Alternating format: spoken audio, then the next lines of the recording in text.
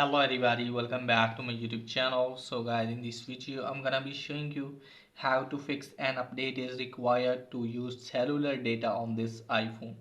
So guys, if you try to turn on your mobile data and it's not working and you're getting the error like this, and I'll show you how can you fix it. So first of all, you have to close this page.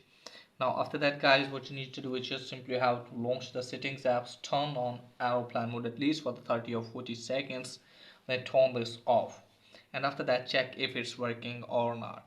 If it's still not working for you guys, then what you need to do guys, just simply have to scroll it down.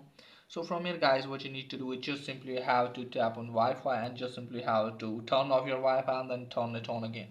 Now go back, scroll it down, tap on general, tap on about, and make sure that you have updated your carrier settings. Then go back and just simply have to tap on software update, and from here guys, you have to update your device to the latest iOS version and then check if it's working or not.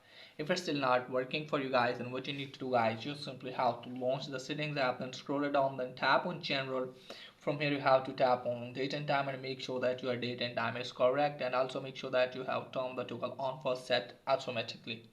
Then go back, and after that scroll it down a bit. From here you have to tap on transfer reset iPhone, tap on reset, and just simply have to reset your network setting and then force restart your device, and after that hopefully your problem will be fixed too.